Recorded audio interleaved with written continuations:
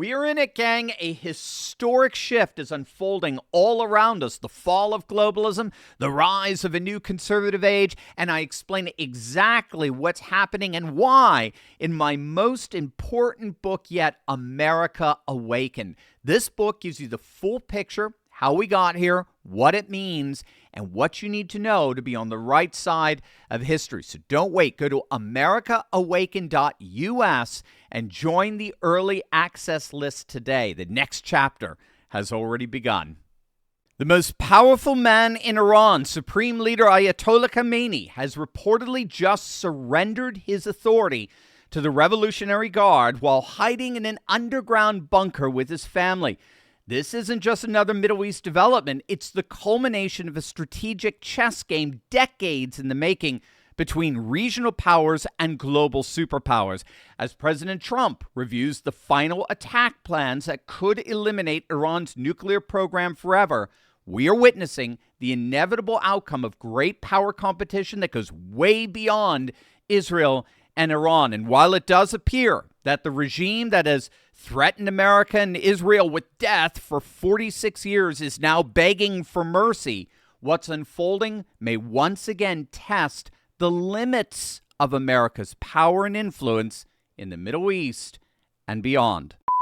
Welcome back to the channel, gang. I am Dr. Steve, your Patriot Professor. Today we are dissecting the most consequential geopolitical development of the decade, the systematic dismantling of Iran's military leadership and what it means for America's position in the world. So we're going to examine how Israel's precision strikes have reportedly decapitated Iran's military command structure, what the significance of Khamenei's power transfer really represents, and how President Trump's calculated approach may be signaling his recognition of the limits of American power in the Middle Eastern region. Now, if you value analysis that cuts through mainstream media noise and reveals the strategic reality shaping our world today, hit that subscribe button, notification bell. This is not just commentary. It is a masterclass in how real power politics works in the 21st century and beyond. Let's begin with what is reportedly happening on the ground as we speak. Israel has executed what military strategists call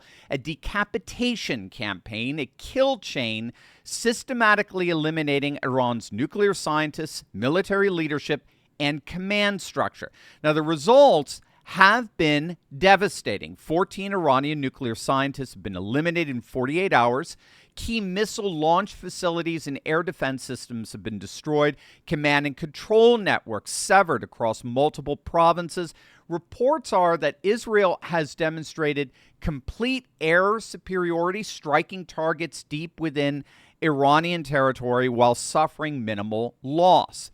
The psychological impact has been so severe that Iranian officials have reportedly banned government personnel from using mobile phones, fearing that Israel is tracking their locations through electronic signals. Now, the most significant development of all is that 86-year-old Supreme Leader Ayatollah Khamenei has reportedly transferred his authority to the Revolutionary Guard Supreme Council while hiding in an underground bunker. Now, if that report is accurate, that would be, as I understand it, absolutely unprecedented in Iran's modern history. It would signal that the leadership structure has been fatally compromised, with Khamenei fearing assassination, losing operational control, such that the Revolutionary Guard, itself rather decimated by Israeli strikes, would now be making decisions in a leadership vacuum. There is a massive word of caution in all of this reporting. We are in the thick of war, as it were, the fog of war. And the fog of war always hides and conceals and disguises far more than it reveals. These kind of triumphant reports from Israel are precisely the kinds of claims that were made at the beginning of the Russia-Ukraine conflict. You remember the ghost of Kiev, right? The Ukrainian fighter pilot that was reportedly blowing Russian MiGs out of the sky. It was all propaganda. There was no such person. It wasn't true. Along with the claims that Russian forces were collapsing and the Russian economy was imploding, Russia today is militarily stronger than it's ever been. The economy is flourishing, and now 20% of Ukraine has been effectively annexed into Russia. So all those reports were false, all of them. And we simply have to bear that in mind in relation to these reports coming out of the Middle East as well. It does not help that the legacy media has become so compromised, with truth getting buried under layers of spin, agenda, and algorithm-driven narratives. That's why I turn to ground news, because it cuts straight through the noise and shows you exactly what's happening. Ground news brings together headlines from over 50,000 sources across the globe, but what makes it really powerful is its transparency. So you don't just see the stories, you actually see the political bias behind every source, the ownership ties, the coverage breakdown across the spectrum. That's why over 1 million people have downloaded Ground News. See for yourself at ground.news/Steve. My favorite feature is the blind spot feed. It shows you which stories are blowing up on one side of the political aisle but barely mentioned on the other. It's the clearest way to see media bias in action. So, for example, here's a story not getting much attention on the right. National Guard troops are now actively protecting ICE agents as they make arrests in Los Angeles. And here's a story the left is ignoring. Just happened the other day. Arnold Schwarzenegger just told immigrants in America to act like guests. That's right. He said it plainly. If you come here, respect the culture and follow the rules.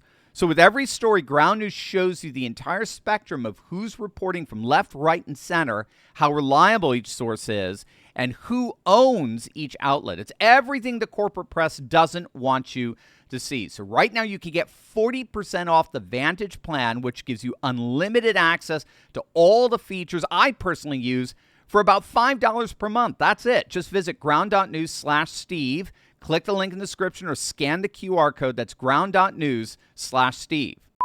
Now, the latest reports are that President Trump has officially approved attack plans on Iran, but he has not made the final decision on whether to follow through with those plans. And so after reviewing military strike options against Iran, Trump has positioned U.S. forces for maximum readiness while maintaining strategic ambiguity, as they call it, about America's next move. Trump's recent Truth Social post cut to the heart of the matter. Quote, "We know exactly where the so-called supreme leader is hiding. He's an easy target, but is safe there. We are not going to take him out, at least not for now, but we don't want missiles shot at civilians or American soldiers. Our patience is wearing thin." Now, what's so interesting with that post, I don't think it's reckless. I don't think it's unintentionally ambiguous. I think strategically it's calculated psychological warfare. This is what I think they mean by strategic ambiguity on the part of Trump's part. By publicly acknowledging that America could eliminate Khamenei but is choosing not to, I would argue Trump accomplishes 3 strategic objectives. Number 1, he demonstrates American power without immediately escalating the conflict. We could do this anytime we want to, but we're not. Number 2, he creates internal paranoia within the Iranian leadership, which is just being exacerbated, of course, having already been created by virtue of Israel's kill chains. And number 3, he establishes clear red lines while maintaining flexibility.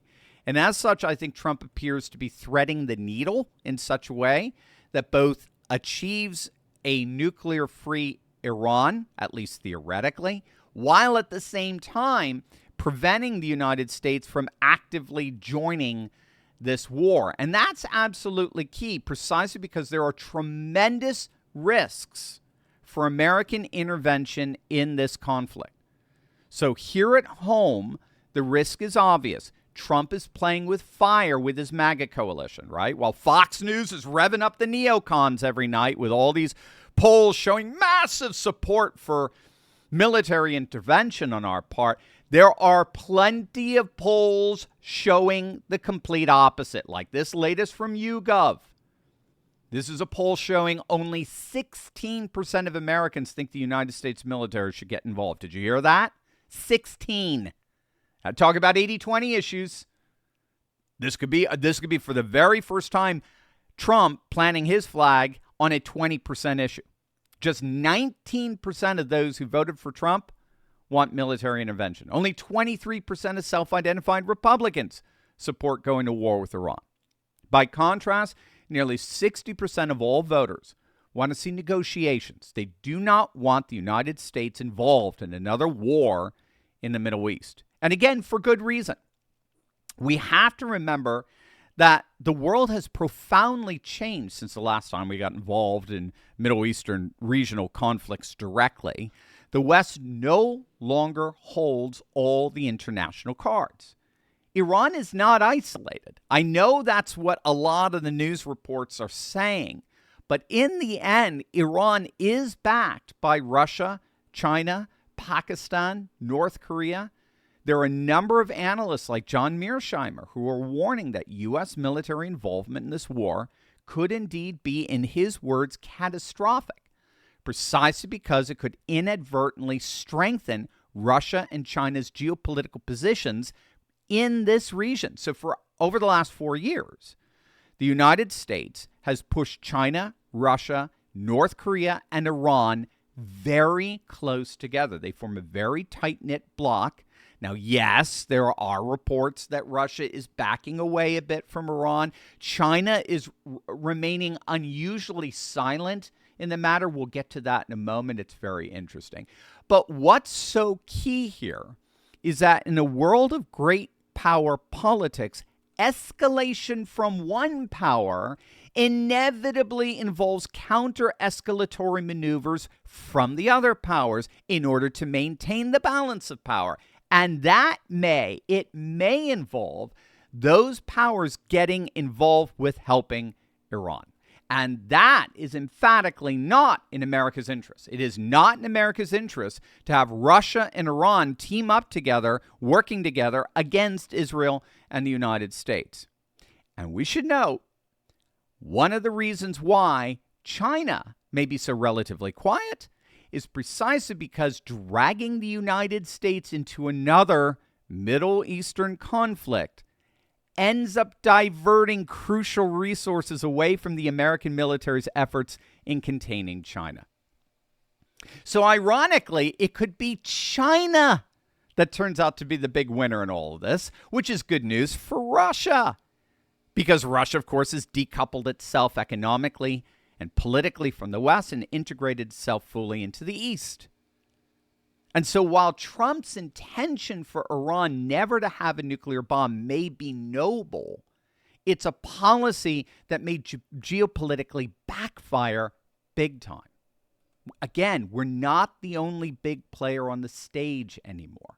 There are more and wider big politics, power politics players on this chessboard. So all of this is to say that what we're witnessing is not just another Middle Eastern conflict. It is a very real geopolitical realignment happening in real time. Yes, Israel may indeed be successful in toppling the Iranian regime. Yes, America may deliver the final blow to Iran's nuclear ambitions. But all of this comes with a crucial warning. This apparent victory may contain the seeds of future disaster. By dragging America into another Middle Eastern war, we risk strengthening the alliance between Iran, Russia, and China while diverting resources from the more crucial competition with Beijing. Either way, we are indeed witnessing a masterclass in power politics that promises to reshape the Middle East and the world for decades to come.